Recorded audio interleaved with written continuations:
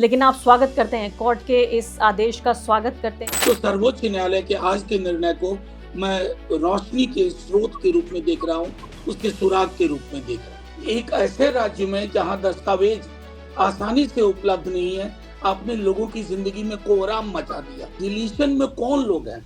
कोई उच्च मध्यम वर्ग नहीं होगा, मध्यम वर्ग नहीं होगा, आमतौर पर गरीब लोग होंगे, दलित होंगे, पिछड़े होंगे, मुसलमान हो। अब आपने जिंदा लोगों को मृत बता दिया। चुनाव आयोग से हम सवाल करते हैं तो भाजपा के मिनिस्टर्स, उनके स्पोक्स पर्सन आकर के डिफेंड करने लगते हैं। नमस्कार, द वायर में आपका स्वागत है। मैं हूं आरफा खानम शेरवानी। सुप्रीम कोर्ट से बहुत बड़ी खबर इस वक्त आ रही है। बिहार की वोटर लिस्ट पर जो पूरी फजीहत चल रही है, जो सर को लेकर, स्पेशल इंटेंसिव रिवीजन को लेकर जो पूरी बहस चल रही है, उसमें आप जानते हैं कि पूरा मुकदमा कोर्ट में चल रहा था। कोर्ट ने बहुत बड़ी बात कही है। इलेक्शन कमीशन को ये कहा है कि जिन भी वोटरों के नाम आपने डिलीट किए हैं, उनकी पूरी फहरिस्त आपको वेबसाइट पर लगानी होगी। वेबसाइट के अलावा आपको अखबारों में छपवानी होगी। अखबारों में छपवाने के अलावा आपको ग्राम सभा और पंचायत के जो नुमाइंदे हैं, उन तक उनकी पहुंच हो सके, वो भी आपको इस बात को सुनिश्चित करना है। ये तमाम बातें कही और इसके अलावा ये भी कहा है कि जो आधार कार्ड है उसको स्वीकार्य माना जाएगा। ये अब तक सर पर, एसआईआर पर जो बहस चल रही थी, अब तक जो पूरी राजनीति हो रही थी, जितने पर्दाफाश हो रहे थे, उसमें सबसे बड़ी खबर इस वक्त सुप्रीम कोर्ट से आ गई है। और ये बड़ी खबर इस लिहाज से भी है कि इससे ऐसा लगता है कि इलेक्शन कमीशन को की जो पूरी साजिश देखने को मिल रही थी, उसका ऐसा लगता है कि अब पूरे तरीके से ये धराशायी हो गया है। मेरे साथ इस वक्त खास मेहमान मौजूद हैं। प्रोफेसर मनोज झा आरजेडी के सांसद हैं, जाने माने सोशियोलॉजिस्ट हैं। मनोज जी, सबसे पहले तो मुझे यही बताइए कि आप इस खबर को देखते कैसे हैं? देखिए अर्पा जी, चूंकि मैं एक पिटिशनर भी हूँ, इस पूरे मामले में पिटिशनर था और तमाम दलीलों को सुना। देखिए, इसको थोड़ा टाइमलाइन लेकर के मैं 2 मिनट लेके आपको बताऊं। एसआईआर से ना हमारा, न मेरी पार्टी का, ना महागठबंधन में किसी का विरोध नहीं था। 2003 में एसआईआर हुआ। आप गूगल करेंगी कि क्या कोई शिकायत थी, क्या कोई आपत्ति थी, आपको कुछ भी हासिल नहीं होगा। फ्लॉलेस गया था 2003 का। आखिर क्या वजह हुई कि 22 वर्ष बाद जब आप करने की कोशिश करते हैं, तो चूंकि आपकी विश्वसनीयता पर भी प्रश्न चिन्ह कई खड़े हो चुके थे, तो लोगों को आपकी गैर पारदर्शी स्टाइल में, ओपेसिटी में, लोगों को उसकी वजह से चिंता शुरू हुई। जब हम माननीय सर्वोच्च न्यायालय गए, तो माननीय सर्वोच्च न्यायालय ने 2 अवसरों पर आधार कार्ड को लेकर के कहा, चूंकि बिहार में अगर एक डॉक्यूमेंट डेफिशिएंट स्टेट है बिहार, जो भी दस्तावेज, 11 दस्तावेज चुनाव आयोग कह रहा था, उसमें किसी का सैचुरेशन 20%, किसी का 14% है। आधार का 86-87% था। बावजूद आग्रह के, सर्वोच्च न्यायालय के आग्रह के, चुनाव आयोग ने बात नहीं मानी। आज स्पेशली मेंशन किया गया है आधार के इंक्लूजन का। और जैसा नेता प्रतिपक्ष तेजस्वी जी कहते रहे, हम सब पिटीशन में भी डाले, प्रेस कॉन्फ्रेंस में कहा कि वर्गीकृत डेटा दीजिए, रीडेबल, सर्चेबल, कि ये इतने लोग मृत्यु के कारण डिलीट कर दिए गए हैं, इतने लोग शिफ्ट कर गए हैं, माइग्रेट कर गए हैं, इतने लोग duplicated voter ID card holder पाए गए हैं, जो अब तक चुनाव आयोग इनकार कर रहा था। बल्कि हाल 3-4 दिन पहले, मैं समझता हूं राहुल जी की प्रेस कॉन्फ्रेंस के बाद, पूरी की पूरी डेटा की प्रणाली ही बदल दी गई। वो इमेज में चले गए और इमेज में आप सब बेहतर समझती हैं, किसी के भी नाम को ढूंढना बहुत मुश्किल होता है। तो आज के इस माननीय सर्वोच्च न्यायालय की पहल को मैं समझता हूं कि एक जो हठधर्मिता थी चुनाव आयोग के आवरण में, उनके उनके तरीके में, आज उस हठधर्मिता को भी एक संदेश मिला है। और जो सबसे महत्वपूर्ण अधिकार है इस किताब में दर्ज, भारत के संविधान में, आज उसको महफूज रखने के लिए, उसको सुरक्षित रखने की एक तरह से गारंटी, उस पर मोहर लगाई है माननीय सर्वोच्च न्यायालय ने। बहुत बड़ी बात कह रहे हैं आप कि जो एक जिद पाल रखी थी, जो हिंदी में कहें तो जो हठधर्मिता शब्द का आप इस्तेमाल कर रहे हैं, एक तरह से उसको चोट लगी है। और ये भी समझ में नहीं आ रहा था कि एक पॉलिटिकल पार्टी की तरह बिहेव कर रहा था इलेक्शन कमीशन, एक निष्पक्ष बॉडी की तरह नहीं। लेकिन अब सवाल इसी ऑर्डर के बाद जो सवाल उभर कर आ रहे हैं, मैं वो आपसे पूछूंगी। सबसे बड़ी बात तो जिन हजारों वोटरों को डिलीट कर दिया गया है, अगर मान लेते हैं कि उनकी फहरिस्त जारी हो जाती है, वेबसाइट पे लग जाती है, अखबारों में मिल जाती है, बीएलओ को भी मिल जाती है, आम लोगों को पता चल जाता है कि मेरा डिलीशन हो चुका है, तो इसके बाद अब क्या होगा? अगर मेरा नाम वोटर लिस्ट में नहीं है तो अब मैं क्या कर सकती हूँ? देखिए, अभी मुझको लगता है 22 तारीख को कोर्ट फिर बैठ रहा है और 19 तक उन्होंने चुनाव आयोग से कुछ कागजात फर्दर और डेवलपमेंट मांगे हैं। अब क्या है ना कि ये जो इलेक्शन वेबसाइट जो चीफ इलेक्टोरल ऑफिसर स्टेट के हैं, उसके अलावा डिस्ट्रिक्ट और पंचायत तक एक बार अगर ये फहरिस्त, तो उससे हमें, हमारे कार्यकर्ताओं को और एक अदना आम वोटर को भी आसानी होगी ढूंढने में। और हम समझते हैं कि वो जो कंप्लेन का पीरियड है, अगली दरखास्त हमारी होगी कि उस फेज को बढ़ाया जाए पूरी, क्योंकि देखिए टाइम लाइन जो दिया था इन्होंने, 24 को इन्होंने फैसला किया, 25 से शुरू कर दिया। और मैं अभी तो मौसम की बात नहीं करूंगा, एक ऐसे राज्य में जहां दस्तावेज आसानी से उपलब्ध नहीं है, आपने लोगों की जिंदगी में कोहराम मचा दिया। और मुझे दुख के साथ ये कहना पड़ रहा है कि ये कोर्ट में मूव करने से पूर्व हमने चुनाव आयोग को ये सब कहा था। चुनाव आयुक्त महोदय ने कहा अब ये नया चुनाव आयोग है। ये मुहावरा मैं कभी समझ ही नहीं पाता हूँ जब कोई नया किसी चीज में लगा देते हैं। संवैधानिक संस्थाएं, यहाँ तक कि सरकार, यहाँ तक कि संसद, यहाँ तक कि न्यायालय या सर्वोच्च न्यायालय एक निरंतरता की चीज है, एक कंटिन्यूअस एंटिटी है। उसमें आप ये कहें कि ये नया वाला है, पुराना वाला नहीं है, तो उसमें अहंकार और अज्ञानता का एक सम्मिश्रण सा दिखता है। इसलिए हमने माननीय सर्वोच्च न्यायालय में जो अपील दायर की, उस अपील का मकसद था कि हम चुनाव आयोग को ये निर्देश दें, दिलवाएं माननीय सर्वोच्च न्यायालय से कि रिवीजन आपका अधिकार है, संवैधानिक अधिकार है, लेकिन टाइमलाइन भी कोई चीज होती है। लेकिन ये भी देखना होगा कि इसमें डिलीशन में कौन लोग हैं। कोई उच्च मध्यम वर्ग नहीं होगा, मध्यम वर्ग नहीं होगा, आमतौर पर गरीब लोग होंगे, दलित होंगे, पिछड़े होंगे, मुसलमान होंगे। अब आपने जिंदा लोगों को मृत बता दिया। ऐसे तो कुछ ही लोग आए उस दिन न्यायालय में, सैकड़ों की संख्या है।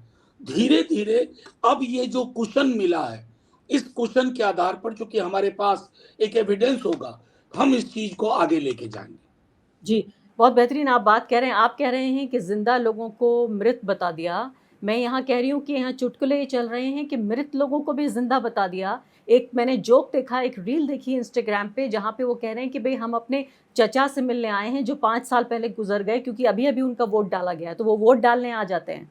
तो यहाँ पर जोक ये चल रहा है कि वोट डालने आए थे तो हम भी उनसे मिल लिए होते। वो साहब जो 5 साल पहले जिनकी मौत हो चुकी है, उनका भी रोल में नाम है। तो यानी आप ये देखिए कि जिस संवैधानिक संस्था का हम जिक्र कर रहे हैं, वो चुटकुलों का पात्र बन गई है, वो हास्यास्पद ये तमाम स्थिति बन गई है। और आपकी बात से मैं सहमत हूँ, जो आप नया कहते हैं, मैं भी फौरन डाउट में पड़ जाती हूँ, सस्पिशन में, जब नया इंडिया बनाने की बात होती है, नया भारत बनाने की बात होती है, ऐसी नया जो इलेक्शन कमीशन है। फिर अगला सवाल आपसे ये है कि तमाम जो मुहिम विपक्ष के जरिए चल रही थी, कांग्रेस पार्टी, आपकी पार्टी और तमाम जो इंडिया ब्लॉक था, क्या अब ये माने कि तमाम आपका संघर्ष खत्म हो गया अब कोर्ट के इस आदेश के बाद?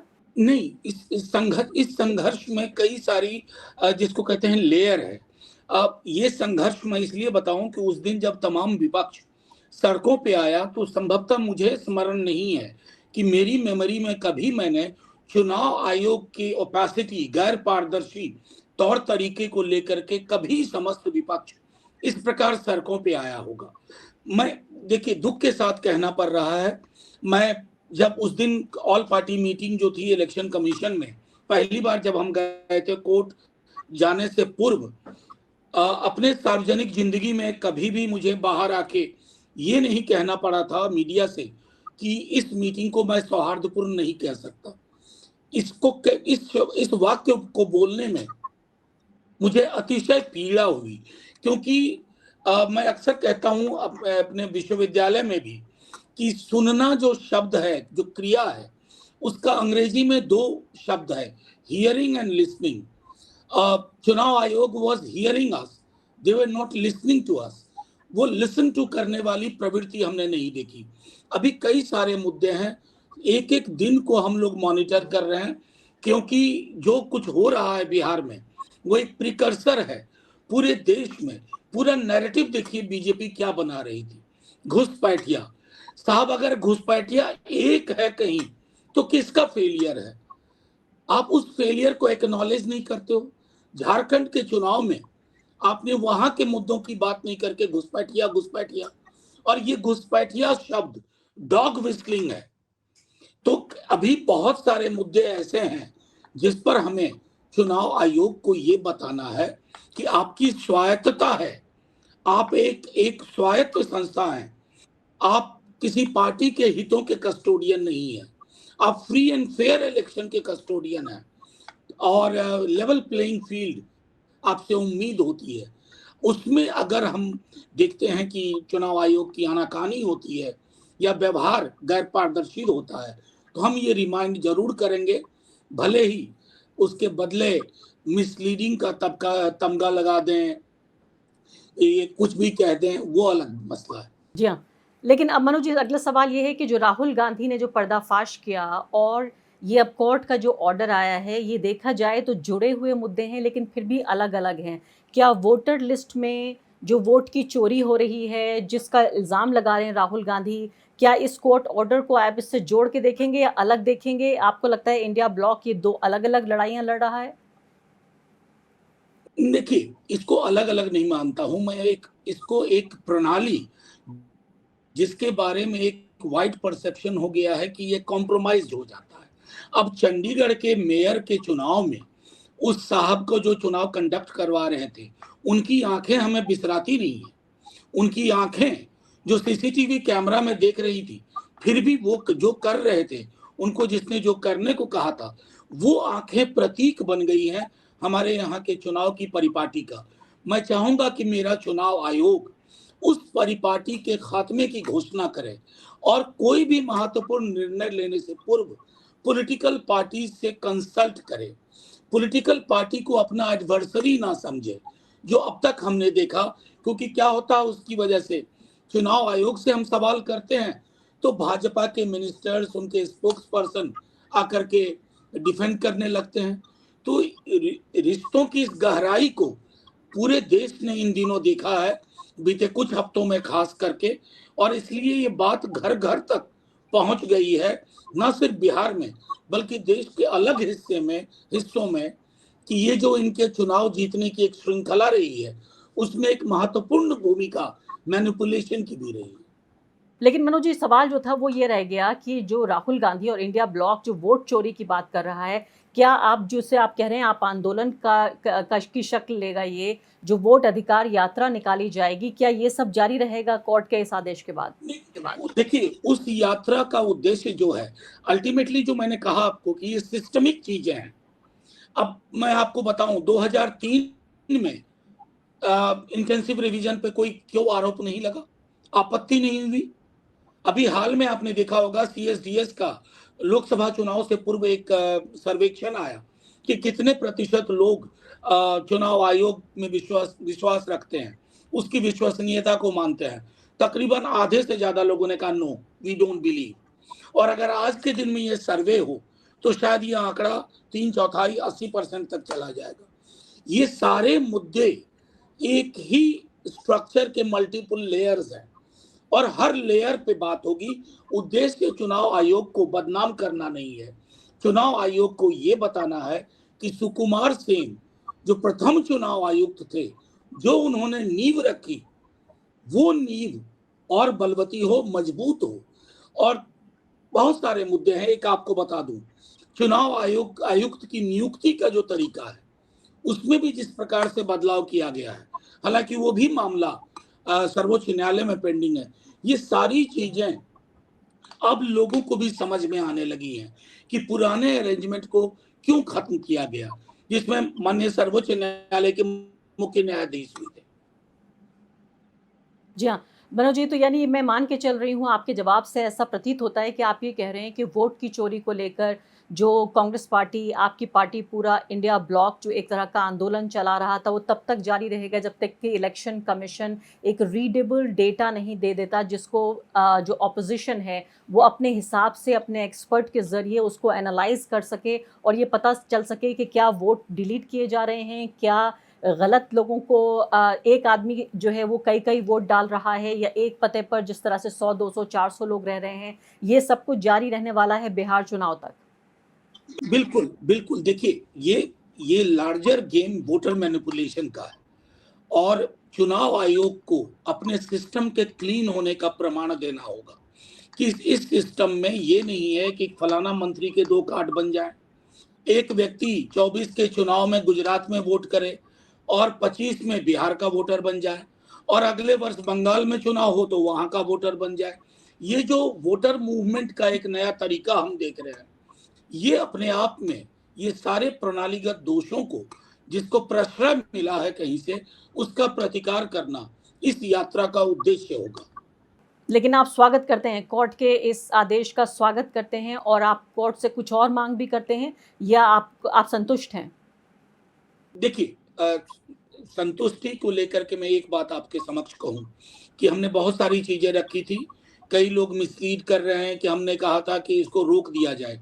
हमारे प्रेयर में कभी शामिल नहीं था। हम इसको participatory, people friendly, voter friendly बनाने की जिद पे अड़े हुए थे। और मैं कहूं कि बीते कुछ वर्षों में एक एहसास होता रहा है कि हम अंधी गुफा में जा रहे हैं। अंधी गुफा में अंतहीन यात्रा चल रही है।